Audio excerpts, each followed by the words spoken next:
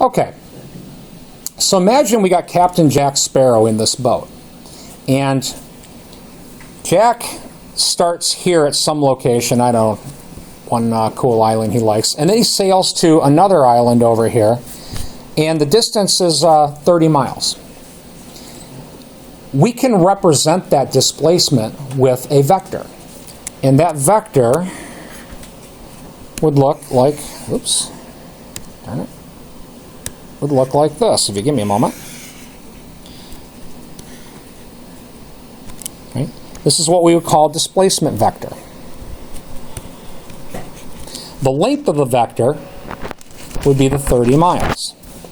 Now, displacement vectors, I'm not really sure why, but most books I see use R, the letter R, to represent displacement vectors. And I'm going to put an arrow over it to denote that it is a vector. Now, let's imagine that this 30-mile displacement was at a compass bearing of 60 degrees. Now, for those of you who aren't familiar with compass bearings, compasses are designed to measure direction to give you an angle out of 360 degrees, with north being 0 and east being 90. So in this picture, if this were kind of a top view, let's say this would be north, this would be the 60-degree angle if he did a compass bearing of 60 degrees. Now, this displacement vector, or all vectors for that matter, have what are called components to them. And the components basically mean this. If I wanted to know how far east this person traveled, that would be, I'm going to go ahead and do this in red, that would be this distance in this picture. Right? And if I wanted to know how far north Jack traveled here, that would be this distance in the picture. Now you notice I said distance, but I gave those two distances arrowheads, right? These distances, east and north, are called components, right? Or they're sometimes called vector components. In this example, this 30-mile displacement vector at a compass bearing of 60 degrees can be thought of as a certain distance east and a certain distance north. And again, these are referred to as vector components. I like to think of components as kind of like the convenient directions for a vector. Now, in this example, if this is 60 degrees, that makes this a 30-degree angle. Now, this distance, I don't know it. I'm going to give it a name. What should I call that? How about maybe x? It's a horizontal distance. And then this distance, it's kind of a vertical distance in my page here, so I might call it y. You can call these things anything you want. Another common notation might be to call them rx and ry. Rx is kind of a common way of saying x component of the vector r. I'll just keep calling them an x and y. Now, if I wanted to find the components, I can do that using right angle trigonometry, because my picture here, if I've drawn this right, this should be a right angle.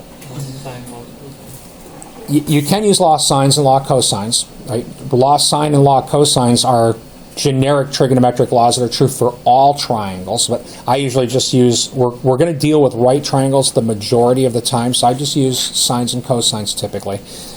So to find the x component here, we might write out something like this. Cosine of 30 degrees is equal to, now remember, cosine is adjacent divided by hypotenuse.